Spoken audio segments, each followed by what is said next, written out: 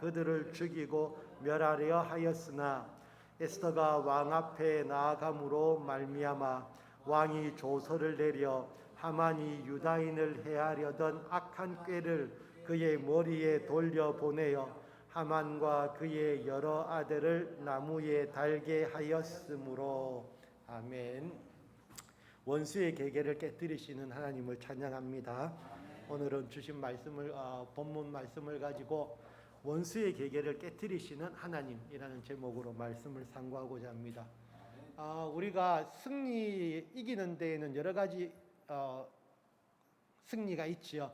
그 중에서 제일 좋은 승리 중에 제일 좋은 승리는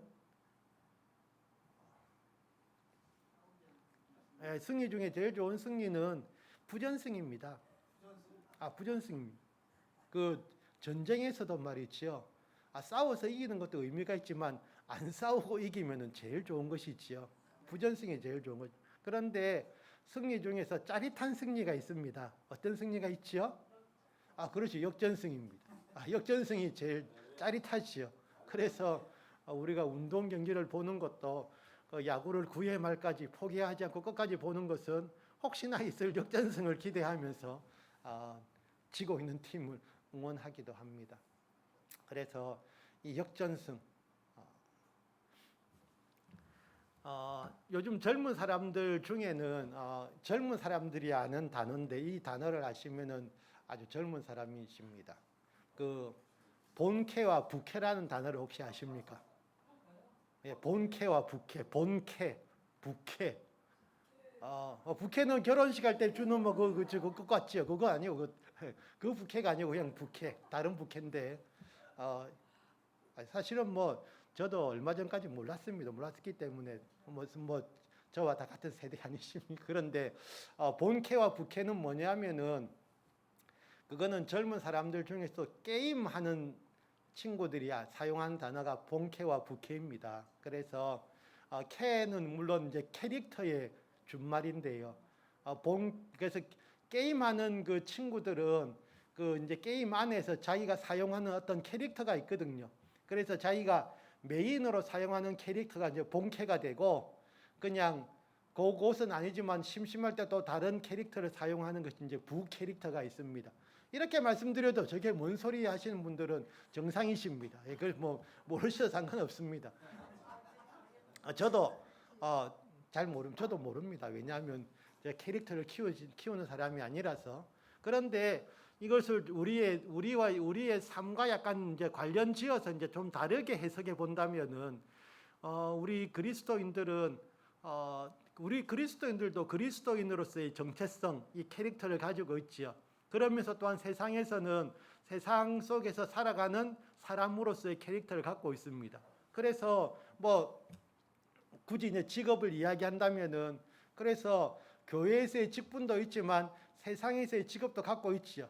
그러니까 어떻게 보면 다 우리가 본캐, 부캐를 갖고 있다고도 볼 수 있는 것이지요. 그래서 중요한 것은 우리의 캐릭터가 본 캐릭터가 무엇이냐가 중요한 것이지요. 그래서 우리는 모두가 다 그리스도인이라는 본캐를 갖고 있어야 되는데 어떻게 보면은 이 그리스도인이라는 정체성이 우리의 본캐가 아니고 부캐일 수도 있다는 것이죠. 그래서 메인은 세상에서 그냥 즐기고 사는 것이 본캐가 되고 주일날 그래도 한번 주님 앞에 나와서 회개 기도도 하고 그래서 예배 드리고 가는 것이 부캐일 수도 있다는 것이지요. 하지만 우리가 그리스도인들은 참된 그리스도인들은 이 본캐와 부캐가 서로 따로 놀면 안 되고 일치되어야 되는 것이지요. 그래서 우리는 교회에서만 그리스도인이 아니라 세상에 나가서도 역시나 그리스도인으로서의 삶은 변함이 없어야 되는 것이지요. 에스더서 2장에 보시면은 도성수산에 한 유다인이 있으니 이름은 모르드게라. 그는 베냐민 자손이니 기스의 증손이요 시므이의 손자요 야일의 아들이라. 전에 바벨론 왕 느부갓네살이 예루살렘에서 유다 왕 여고냐와 백성을 사로잡아 갈 때에 모르드게도 함께로 사로잡혔더라. 그의 삼촌의 딸 하다사 곧 에스더는 부모가 없었으나 용모가 곱고 아리따운 처녀라. 그의 부모가 죽은 후에 모르드게가 자기 딸같이 양육하더라. 나오는데 여기도 보면은 이름이 지금 두 개가 나오지요. 물론 이 모르드게와 이제 에스더가 나오는데 에스더의 본래 이름은 무엇입니까? 보니까 하다사입니다. 하다사. 하다사가 이스라엘 이름이고요. 에스더는 페르시아 이름입니다. 우리가 바사 제국이 페르시아거든요. 그래서 페르시아식 이름이 에스더이고, 물론 모르드게라는 이름도 페르시아식 이름입니다. 근데 이제 이 모르드게의 이스라엘식 이름은 나오지 않지요. 그냥 모르드게라 나오는데, 근데 이 사람들은 물론 이 직접 이 모르드게와 그 에스더가 잡혀간 것은 아니고, 이 모르드게와 에스더는 잡혀간 조상들로부터 태어난 후손이라고 볼 수 있습니다. 왜냐하면은 여기 보시면은 지금 느부갓네살 왕 이야기가 나오고, 그리고 지금 모르드게가 나오는 이 이야기는 언제냐면 아하수에로 왕 때거든요. 그러니까 이 느부갓네살은 바벨론 제국의 왕이고 아하수에로는 바사 페르시아의 왕입니다. 시간차가 좀 있지요. 그래서 그때 끌려간 조상의 후손으로 태어난 사람이 모르드게와 에스더입니다. 그래서 이 사람들도 다 그러니까 마찬가지로 이 바하사 제국에서 태어났지만, 그러니까 바벨론과 사실은 바하사가 큰 범위에서 같다고 보시면 됩니다. 시대 나라 이름은 바뀌었을 뿐인데, 그래서 이제 어쨌든 이 모르드게와 에스더는 끌려간 이스라엘 백성들의 후손으로 태어났지만 그들의 신앙을 그대로 유지하고 있었고, 그래서 에스더 같은 경우에는 하다사라는 이름도 갖고 있습니다. 하다사라는 이름은 향기 나는 복숭아라는 뜻을 갖고 있는 이름입니다. 그런데 이 에스더는 에스더 하면 에스터가 되겠지요. 별을 나타내기도 하면서 사실은 이 이름들은 대부분 그 페르시아 신들의 이름에서 따온 이름들이 많습니다. 그래서 에스더란 말도 그 별을 뜻하면서 페르시아 신들의 이름에서 갖고 왔고요. 모르드게라는 이름도 그 페르시아의 신인 마루둑 신의 이름에서 연유된 이름이라고 보시면, 그래서 이들이 갖고 있는 세상의 이름은 어떻게 보면은 다 우상들의 이름이지요. 하지만 이들이 본캐가 그렇진 않습니다. 이 사람들은 다 믿음을 갖고 있는 사람들이란 것이지요. 그런데 우리가 이제 이렇게 이 에스더와 이제 모르드게가 나오면은 또 한 사람 더 나와야 되지 않습니까? 누가 나오냐면은 그 후에 아하수에로 왕이 아각 사람 함무다다의 아들 하만의 지위를 높이 올려 함께 있는 모든 대신 위에 두니. 그래서 여기서 보면 이제 아하수에로가 나옵니다. 이 바하사 페르시아의 왕들 이름 기억하십니까? 고레스도 있었고요. 그 다음에 또 누구 있습니까? 다리오 왕도 있었고, 그리고 아하수에로가 있고, 아하수에로 뒤에 나오는 사람이 뭐지요? 또 이름 열심히 외웠는데 또 이름이 아닥사스다. 아닥사스다 왕 때 바벨론 포로들이 2차, 3차 기한이 일어나지요. 그러니까 이 아하수에로 왕은 그 2차, 3차의 그 바벨론 포로 기한이 있기 전에 있었던 사건이라고 보시면 됩니다. 물론 이 이름들이, 성경에 나오는 이름들이 이 한자어로 막 이제 바뀌어진 이름들이라서 좀 헷갈리는 부분이 있고요. 이 아하수에로 왕은 실제로 이제 역사적으로 보면은 크세르 왕의 이름입니다. 이 크세르 왕이 어떤 사람이냐 하면 그 페르시아 군대를 이끌고 그리스까지 공격하러 갔던 왕입니다. 그리고 여러분들 옛날에 보았던 영화 300에 보면은 그 스파르타의 그 왕과 그 군사들이 이 페르시아 군사들과 맞서서 전쟁을 벌이죠. 300명이. 페르시아 군대는 몇만 명이 몰려오는데 이 스파르타의 군대는 300명이 나가서 물론 다 전사합니다. 전멸하지만은 그때 왕이 누구냐면 이 아하수에로 왕입니다. 아하수에로 왕이 그때 군사들을 이끌고 그리스를 공격하러 갔었는데 결과적으로는 실패했습니다. 실패해서 다시 이제 큰 소득 없이 돌아오게 되는데 돌아와서 이제 이 에스더와 결혼하게 되죠. 그런데 이때 하만이라는 사람이 이제 높이 이제 올림을 받게 됩니다. 그런데 보시면은 재밌지요. 아각 사람 함무다다의 아들 하만입니다. 여기서 우리가 이제 아각 사람이란 말에 조금 초점을 우리가 둘 필요가 있는데, 성경에서 아각 사람 했을 때는 아각은 누구냐 하면 아말렉 족속의 왕을 옛날에 아각이라고 불렀습니다. 그래서 어떻게 보면 이 아각 사람 함무다다는 아말렉 족속의 왕족 출신일 수도 있지. 어차피 지금 이 전 세계가 그 바벨론과 페르시아에 의해서 다 점령을 당했기 때문에, 그래서 모든 사람, 그 똑똑한 사람들은 바벨론과 이 페르시아로 다 끌려가서 이제 살게 됐거든요. 그러다 보니까 이 아말렉 족속이라고 볼 수 있는 이 하만도 그쪽에 가서 이제 성공한 사람이 되어서 왕 아하수에로 왕 다음에 높은 지위를 얻은 그런 위치에까지 오르게 된 것이지요. 그런데 신기한 것은 2절에 보시면 대궐문에 있는 왕의 모든 신하들이 다 왕의 명령대로 하만에게 꿇어 절하되 모르드게는 꿇지도 아니하고 절하지도 아니하니. 그래서 왕이 모든 신하들에게 말했지, 하만에게 다 절해라.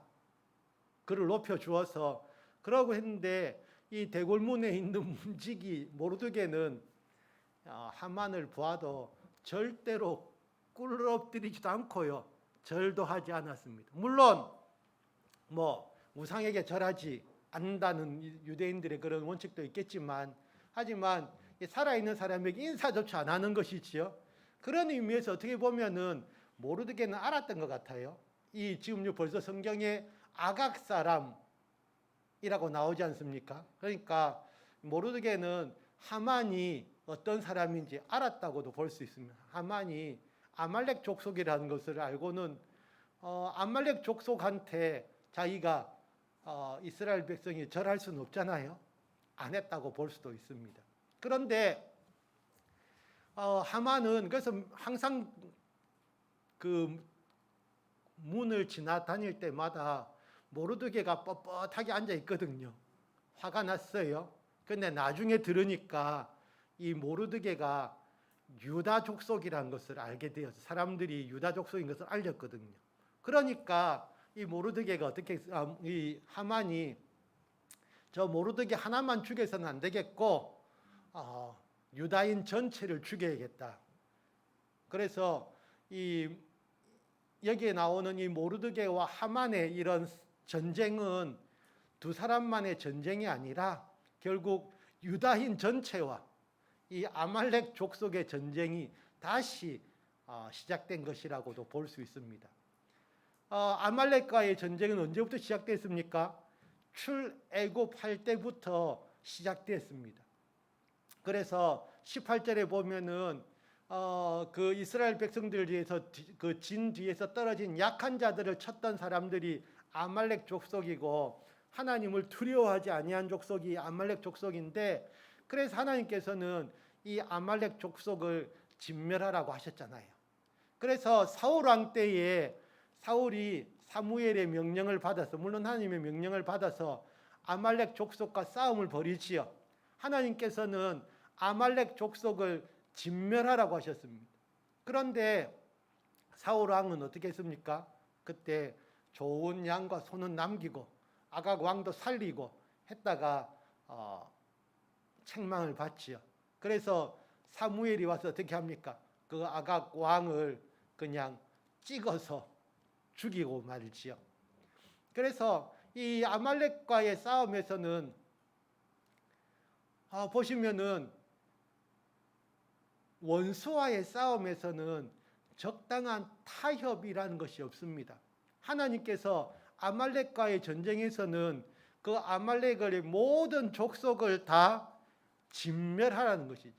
그래서 원수와의 싸움은 한쪽이 다 진멸될 때까지 이루어지는 것이 싸움이지, 그냥 적당히 싸우다가 말이지요, 어느 정도 됐으면 이 정도면 됐다라고 끝낼 수 있는 싸움이 아니라는 것이지요.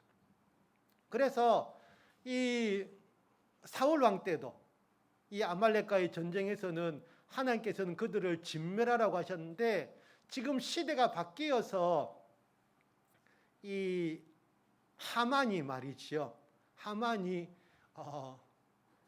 이 페르시아의 높은 지위를 얻게 되고 거기에 절하지 않는 모르드게를 죽일 뿐만 아니라 그 모르드게의 족속인 이스라엘 족속을, 유다인들을 다 멸절하려고 하는 그런 계획을 세우고 있는 것이지요. 그래서 그때부터의 싸움. 또 재미있는 것은 보세요. 모르드게는 어느 자손입니까? 베냐민 자손입니다. 베냐민 자손이여 이니 기스의 증손이여 시므이의 손자에 나오잖아요. 이걸 보시면은 사울 왕은 어느 족속이겠습니까? 사울 왕도 베냐민 족속이지요. 그래서 어떻게 보면 이 모르드게는 사울 왕의 후손이라고 볼 수 있습니다. 사울 왕의 후손인 이 모르드게와 그 아각 사람의 후손인 하만이 지금 이 페르시아의 수산 성에서 서로 대결하게 된 것이죠. 이 사람들이 서로 대표를 해가지고 서로 싸우는데 상당히 심각한 싸움. 한쪽이 지면은 말이지요, 한쪽 그 민족 전체가 진멸당하는 그런 큰 싸움이 지금 시작되고 있습니다. 시작할 때 보면 어떻습니까? 시작할 때 보면은 상당히 유다인들에게 불리한 싸움이라는 걸 알 수 있죠.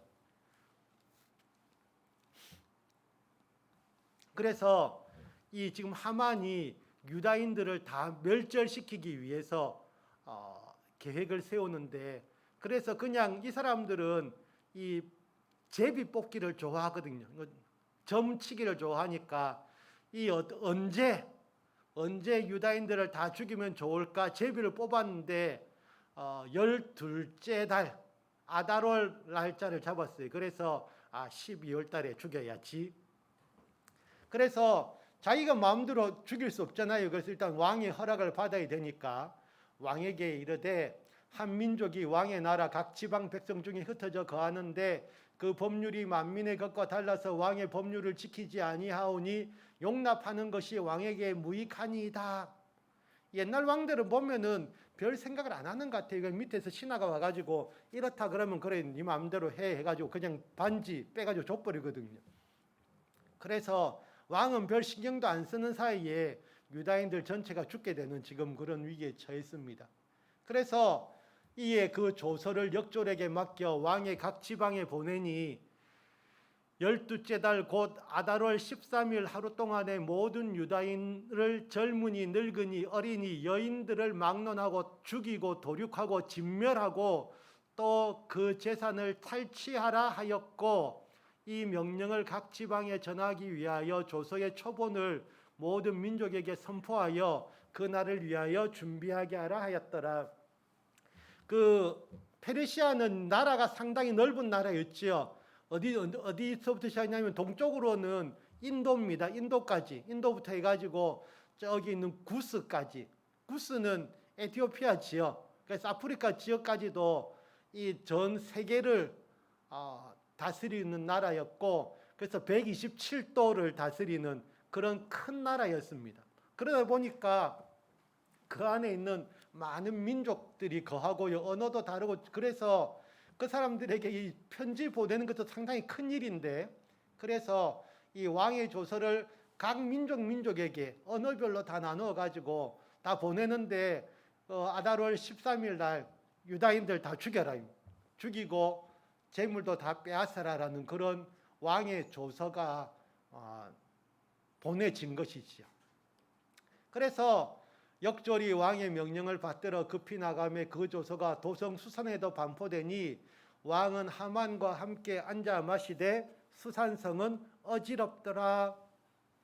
이제 그것이 공포가 됐어요.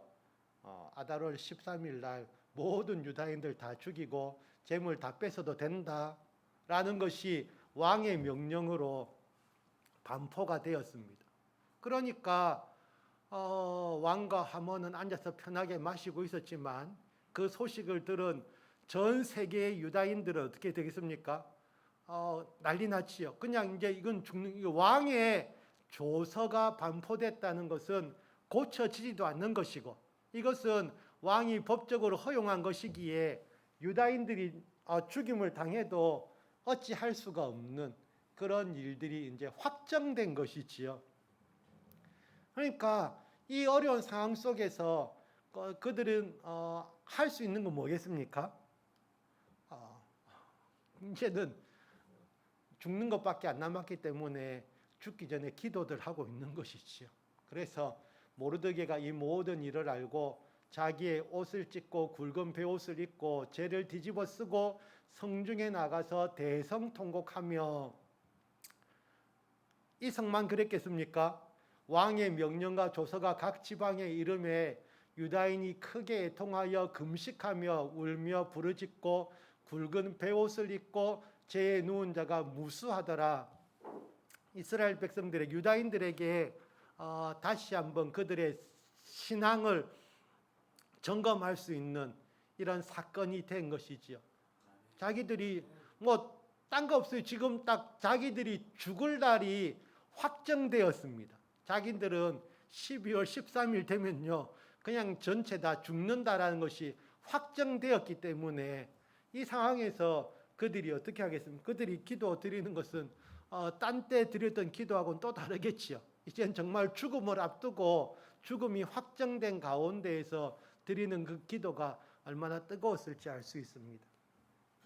그런데 그래서 이 모르드게가 이제 에스더를 찾아가지요. 그래서 에스더에게 이야기합니다. 너는 왕궁에 있으니 모든 유다인 중에 홀로 목숨을 건지리라 생각하지 말라. 이때에 내가 만일 잠잠하여 말이 없으면 유다인은 다른 데로 말미암아 노임과 구원을 얻으려니와 너와 내 아버지 집은 멸망하리라. 내가 왕후의 자리를 얻은 것이 이때를 위함이 아닌지 누가 알겠느냐? 사실은 위함이 아닌지가 아니라 사실은 에스더가 왕후가 될 수 있었던 것이 바로 하나님의 계획 속에 있었다고 볼 수 있죠. 하나님께서 에스더를 왕후가 되도록 하신 것은 이때를 위함이었습니다. 그런데 에스더도 고민이 있었지요. 어떤 고민이 있었습니까?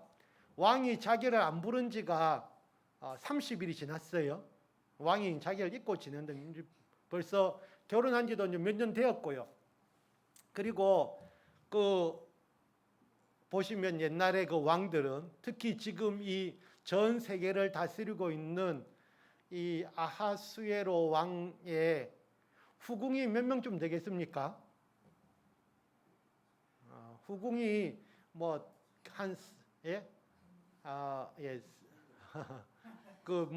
역사가들에 의하면 후궁만 한 400명은 됐다라고 하거든요. 그래서 한 400명 되는 후궁을 거느리고 있으니까 어떻게 보면은 한 달 전에 찾은 것은 가까운 일이라고도 볼 수 있는데, 어쨌든 왕이 그래서 그 많은 후궁들과 같이 살면서 자기 왕비를 잊었을 수도 있고요. 또 이 나라에는 또 무서운 법이 있잖아요. 왕이 부르지 않았는데 왕 앞에 나오면은 죽는다라는 또 그런 법이 있어요. 그래서 함부로 왕 앞에 나아갈 수도 없고 말이죠. 왕이 자기를 안 부른 지가 30일이나 됐는데 나갈 수도 없고. 그런데 이제 모르드게가 와서, 모르드게는 사실은 자기의 사촌 오빠지요. 사촌 오빠인데 나이 차이가 좀 있을 것으로 생각되고, 그래서 아버지처럼 이 모르드게가 에스더를 길렀다고 하는데, 그러면서 중요한 것은 믿음으로 키웠다는 것이지요. 그래서 정말 이 신앙의 사람으로 잘 키운 그것이 여기서 이제 나타나는데, 어쨌든 모르드게가 그런 이야기를 하니까 왕후인 에스더가 그 이야기를 하면서 뭐 합니까? 당신은 가서 수산에 있는 유다인을 다 모으고 나를 위하여 금식하되 밤낮 3일을 먹지도 말고 마시지도 마소서. 나도 나의 시녀와 더불어 이렇게 금식한 후에 규례를 어기고 왕에게 나아가리니 죽으면 죽으리이다 하니라. 그래서 3일 동안 금식 기도하고 나가잖아요. 나가니까 어떻습니까? 그 3일 동안 굶었어요. 그러니까 초췌한 모습으로 나가니까 왕이 그 모습을 보고 예쁘다고 생각했어요. 그래서 가지고 있던 금호를 내밀어서 에스더를 맞이하는 것이지요. 그러면서 또 이제 이 아수에로 왕이 좋아하는 멘트가 있습니다. 네 소원이 무엇이고 내가 나라 절반이라도 줄게. 아수에로 왕은 또 멘트가 항상 그거예요. 막 하면은 소원을 말해. 내가 나라 절반이라도 줄게. 그래서 나라의 절반을 줄게. 소원 뭐고 하니까 그냥 오늘 저녁에 잔치에 참여해 주세요. 참석해 주세요. 그런데 혼자 오지 마시고 하만을 꼭 데리고 오세요. 그러니까 왕이 당근 가야지 해가지고 하만에게 갈 준비해라 해가지고 이제 잔치 자리에 참여하게 됩니다. 그래서 이 하만이 왕하고 같이 이제 잔치 자리에 참여하고 그 왕이 또 묻거든요. 왕비에게 기분이 너무 좋아가지고 네 소원이 무엇이고 내가 나라의 절반이라도 줄게. 그러니까 왕이 그 에스더가 이야기하잖아요. 내일 한 번 더 잔치에 오시면은 그때 제가 말씀드리죠. 그래서 첫날 잔치가 끝났습니다. 그날 하만이 마음이 기뻐 즐거이 하만이 얼마나 기분 좋겠어요.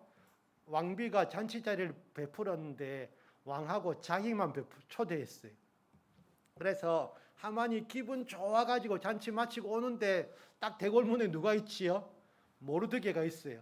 모르드게가 딱 보고 지 본 척도 안 하고 그래서 하니까 또 이제 화가 났어요. 화가 났지만은 기분이 좋았기 때문에 참고 집에 왔어요. 그래서 막 친구들 다 불러 모으고 아내까지 불러가지고 이야기하지요.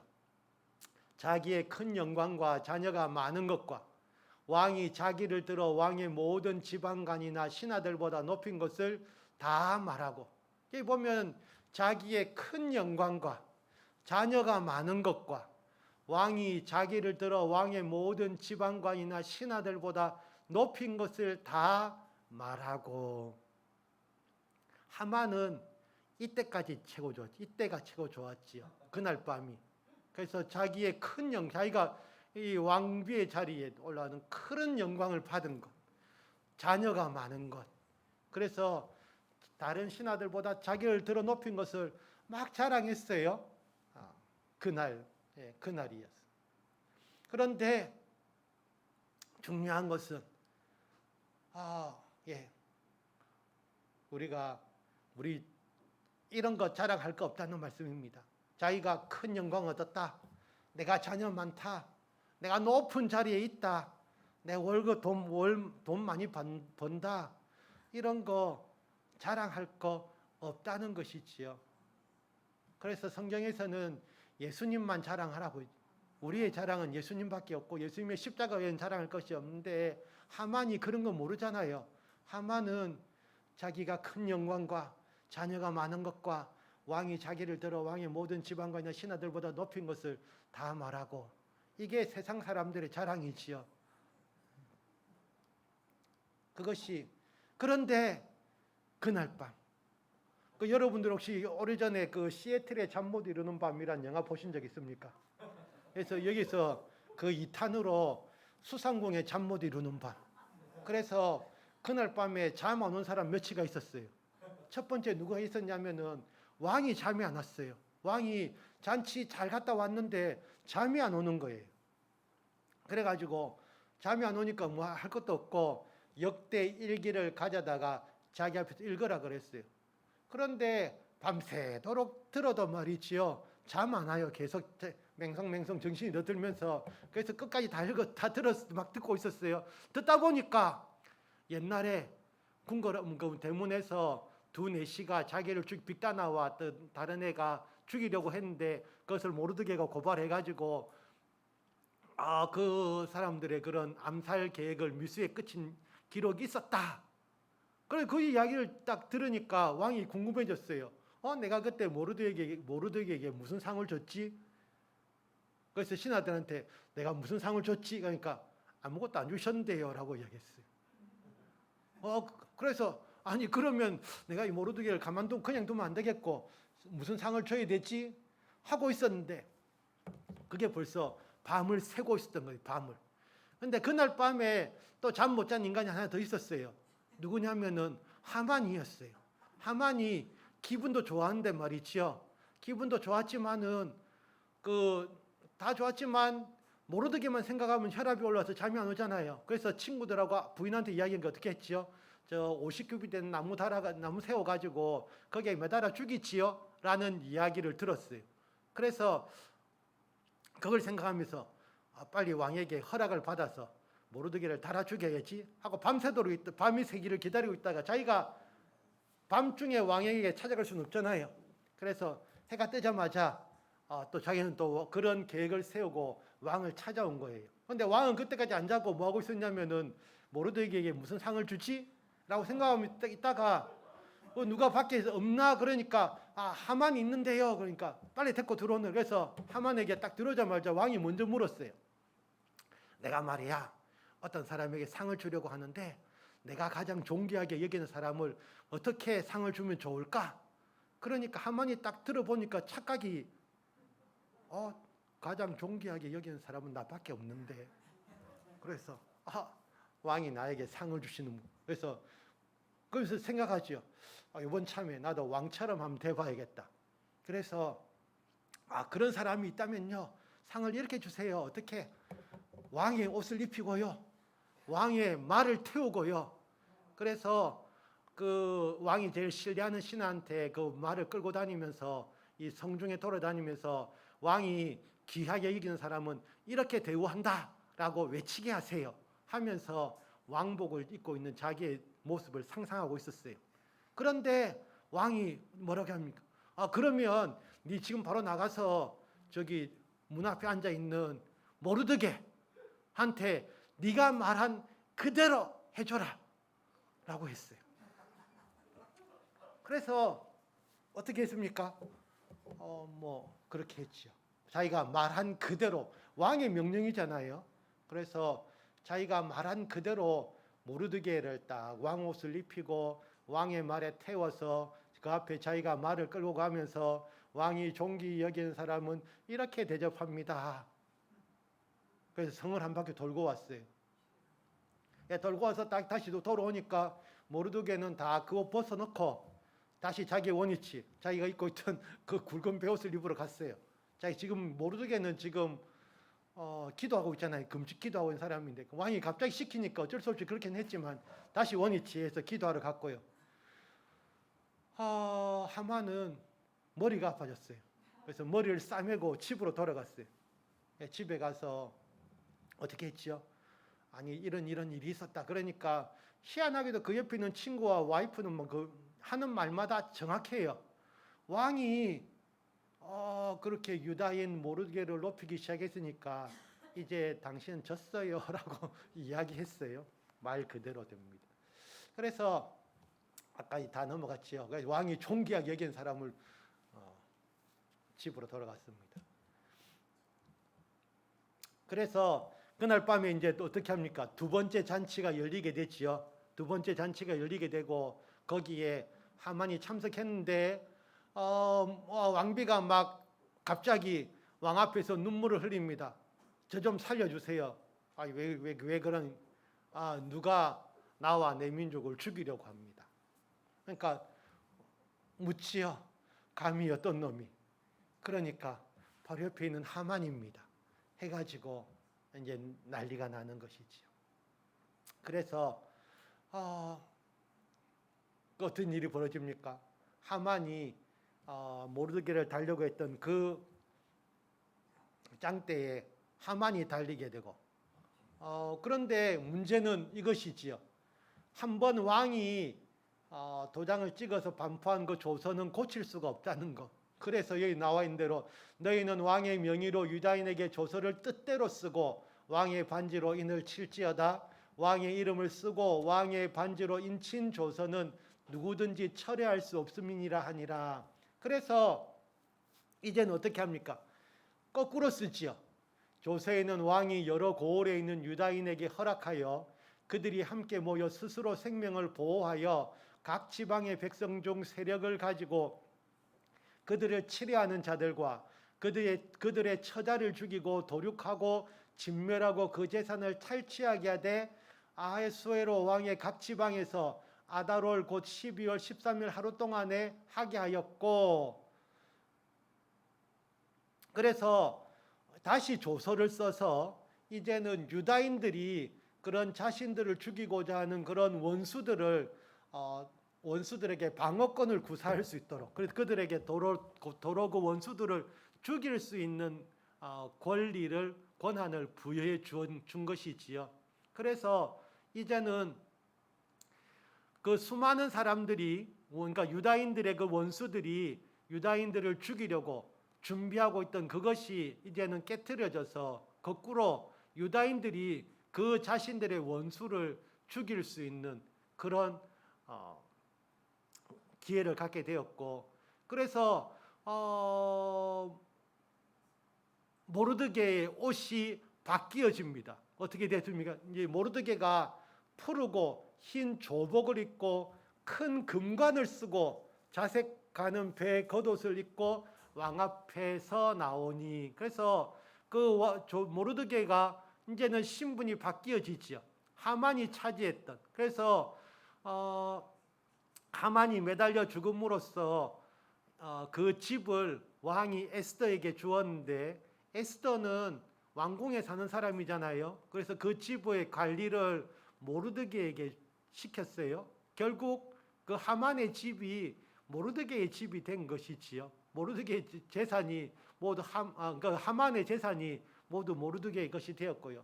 그러니까 이 재미있는 것은 17절에 보시면은 왕의 어명이 이르는 각 지방 각읍에서 유다인들이 즐기고 기뻐하여 잔치를 베풀고 그날을 명절로 삼으니 본토 백성이 유다인을 두려워하여 유다인 되는 자가 많더라. 사람들이 이제 종교를 개종하는 거예요. 왕 다음으로 제일 높은 사람이 모르드게가 되었고, 그러면서 유다인들이 그만큼 파워 있는 집단이 되니까 이제는 유다인이 되려고 하는 사람들이 많아졌어요. 예수 믿는 사람들이 물론 이런 물질적으로 세상적에서 잘된 예수 믿는 사람들도 세상에서 잘 되어져야 되지요. 물론 예수 믿는 사람이라고 해서 가난하게 없이만 사는 것은 하나님의 뜻은 아니지요. 그래서 예수 믿는 사람들도 그런 예수님 하나님의 자녀로서 더 잘 살 필요가 있는데, 그럴 때에 예수님 믿고자 하는 사람들이 더 늘어날 수도 있어요. 예수 믿는 사람들이 바르게 신앙생활 잘 할 때에 그들이 삶을 통해서 예수님의 이름이 전도될 수 있다는 것이지요. 그래서 이제 그 말씀을 좀 정리를 하면요. 그래서 그 12월 13일이 되었을 때 수산성에서 그 이스라엘을 대적하려 했던 그런 대적들을 도로 유다인들이 죽이게 됩니다. 그 죽인 사람이 몇 명이냐면은 500명쯤 됐어요. 그리고 그 중에는 이 하만의 10아들도 있었어요. 하만의 10아들이 아들 많은 거 자랑했었는데 그 아들들이 다 죽임을 당했던 것이지요. 그리고 그들의 시체가 매달리게 됩니다. 그래서 또 왕이 묻지요. 에스더에게 이제 만족하냐? 그러니까 하루 더 기회를 달라 그래서 그 다음 날도 원수들을, 그래서 완전히 진멸하는 것이지요. 그 다음 날 300명의 또 대적들이 죽게 되고, 그래서 이 페르시아 전체적으로 봤을 때는 7만 5천 명의 대적들이 이날 죽임을 당하게 됩니다. 그래서 이날을 이제 사람들이 명절로 정하지요. 제비 뽑아 결정했던 날이라 그래서 부르에서, 제비라는 뜻의 부르에서 이름을 가져와서 부림절이라는 절기를 지키게 됩니다. 그래서 12월 13일 13일 14일이 이렇게 이스라엘 민족에게서는 그들을 어떻게 보면은 죽음으로부터 하나님께서 은혜를 베풀어 주셔서 그 원수들을 도로 진멸하고 그들이 구원받는 그런 명절로서 불임절을 지키게 되는 것이지요. 그래서 우리가 이 에스더서를 읽으면서 이것이 이 하만과 모르드게의 대결은 결국 이 하나님의 백성과 이 아말렉 족속의 대결이었고, 원수들이 유다인들을 진멸하고자 하였으나 하나님께서는 그 악한 원수들의 계계를 깨뜨리시고 오히려 그들이 진멸당하는 그런 사건으로 만들어 주셨고, 이때에도 정말 에스더 같은 사람이 나와서, 물론 하나님께서 에스더를 왕후의 자리에 오르도록 하신 것은 이스라엘 백성들을 구원하기 위한 하나님의 뜻이었지만, 계획이었지만, 이때 이 에스더가 헌신하지 않았다면, 에스더가 그것은 하나님이 결정해 주시는 것이 아니고 거기서 왕에게 나아가느냐 나아가지 않느냐는 에스더의 결정이지요. 에스더가 믿음으로 자기가 죽으면 죽으리다라는 그런 각오로 정말 하나님 앞에서 헌신하는 모습을 보였을 때에 하나님께서 그것을 받으시고 이스라엘 그 유다인들이 구원받을 수 있는 그런 은혜를 베풀어 주신 것이지요. 그래서 우리가 원수와의 싸움은 그냥 적당히 우리가 원수들과 더불어 살아갈 수는 없습니다. 아무리 세상이 다문화 사회고 하지만은 우리가 더불어 살아간다고 이야기하지만은 원수들과 믿는 사람들이 함께 더불어 살 수는 없는 것이거든요. 원수의 계계는 깨트려져야 되고 원수는 진멸되어져야 합니다. 그 일을 이룰 수 있는 것은 하나님의 군대가 그 일을 하는 것이죠. 그래서 교회가 더 하나님의 말씀으로 무장되어지고 전신갑주를 입고 정말 든든한 그런 하나님의 군대가 되어져서 원수들을 깨트려야 되는 거죠. 이제는 적당히가 아니고요. 우리가 정말 정신 차리고 원수들을 깨트리지 않으면 오히려 우리가 죽임을 당하는. 그래서 우리가 원수로부터 자유로워지는 것은 원수를 진멸시켜야 하는 것입니다. 원수들을 그냥 적당히 요 정도면 됐어가 아니라 원수는 진멸시키는 것이다. 그래서 뿌리를 뽑아야 되는 것이지요. 그래서 그 일을 우리가 하나님의 군대가 그 일을 이루어야 되는 것이고, 그래서 이 정도면 됐어라는 말은 원수와의 싸움에서는 통하지 있어서는 안 되는 이야기다. 원수는 완전히 진멸시키는 것이 하나님의 뜻입니다. 그래서 우리가 그 원수에게 진멸당하지 않기 위해서는 우리가 하나님의 군대가 정신 바짝 차리고 하나님 앞에서 바르게 세워지고 무장되어질 때, 그래서 우리가 진리가 너희를 자유케 하리라고 말씀하시는데, 결국 우리가 원수로부터 자유케 되는 것도 원수들을 다 진멸시키면 자유롭게 되는 것이죠. 그래서 원수의 계계를 깨트리는 하나님의 군대가 되기를 원합니다. 함께 기도하시지요. 그래서